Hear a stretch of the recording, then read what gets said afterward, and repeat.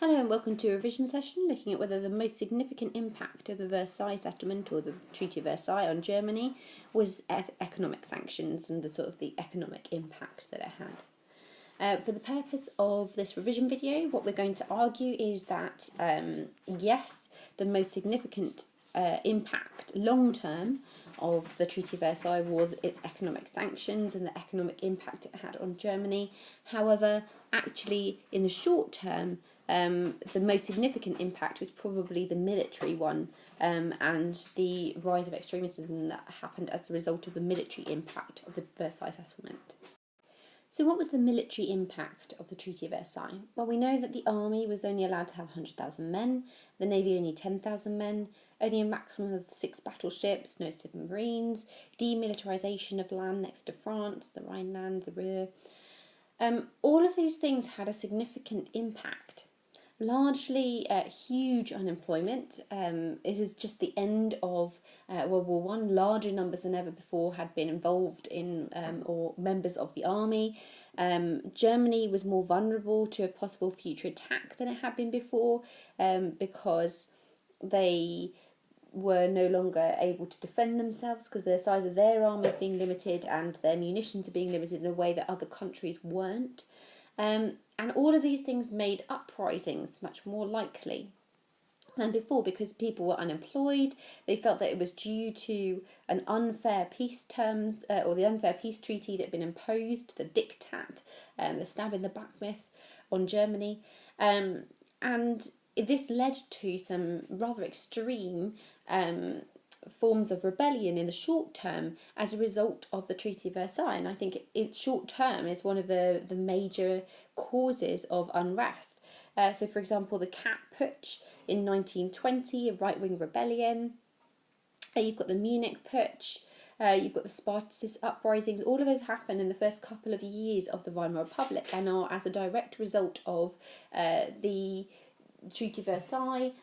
The huge unemployment, so groups like the Freikorps, you've got sort of on the right-wing side, the working class men who didn't join the right-wing groups, went into groups like the KPD, for the Spartacist uprising. So there's huge unemployment, the feeling that the Treaty of Versailles had been imposed and it was an unfair peace unfair peace treaty. All of these things led to these uprisings, and I think in the short term it had the most immediate impact and significance, not the economic ones, as that doesn't really affect Germany until slightly later. Okay, so now let's consider the economic impact of the Treaty of Versailles.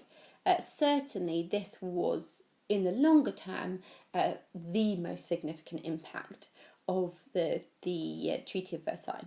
The £6.6 billion of reparation fines caused by 1923, and I think that's kind of a key point. It's not immediate in 1919 after the signing of the Treaty of Versailles. It takes around 4 years to get to this point, but it does cause hyperinflation to the point where the Weimar government had to turn to 30 different paper manufacturers or sort of factories to produce enough notes.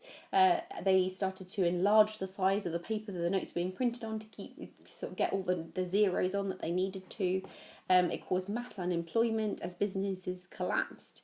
The middle class was particularly badly hit because a lot of that group of the society had lots of savings, and the value of savings just rapidly decreased.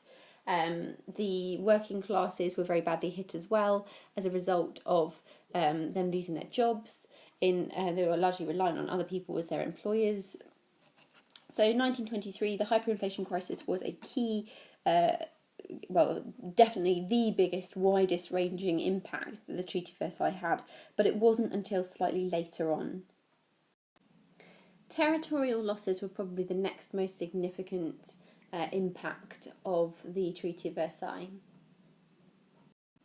As a result of the treaty, 13% of land, 75% of iron ore, 68% of zinc, 26% of coal, 15% of farmland, all was lost. That's around 70,000 square kilometres of land.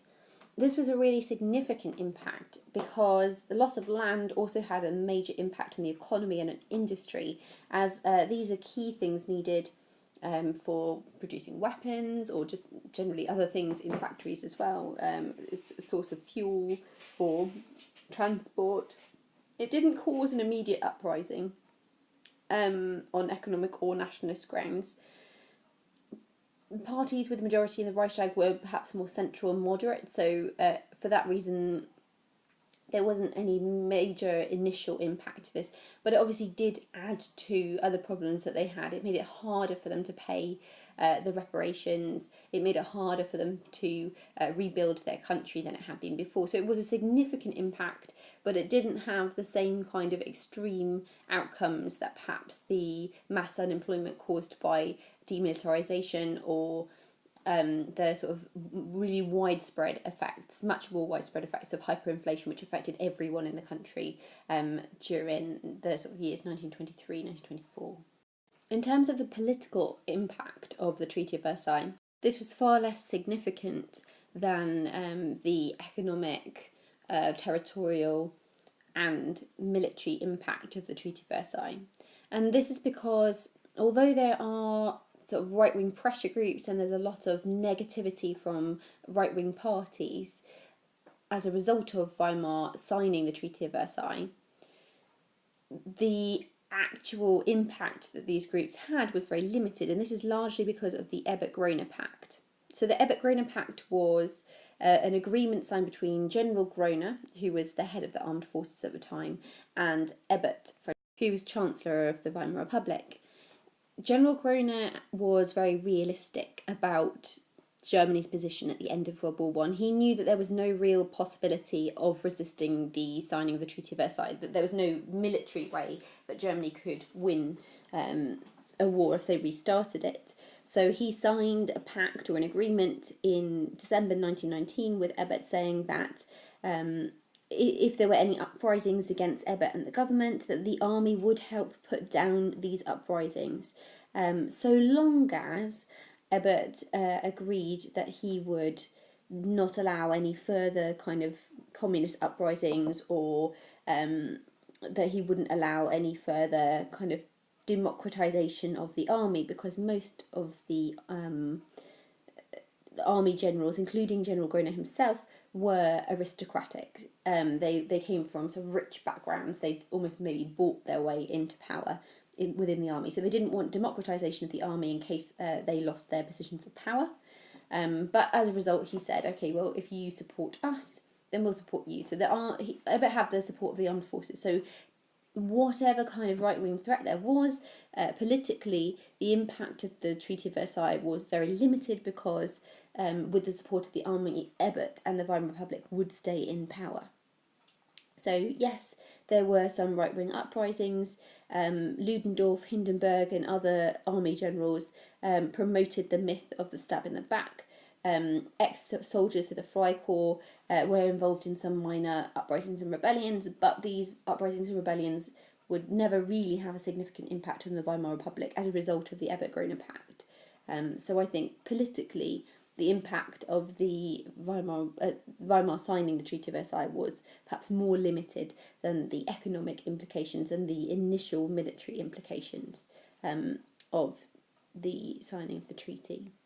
So the most significant impact of the Versailles settlement on Germany was certainly economic longer term.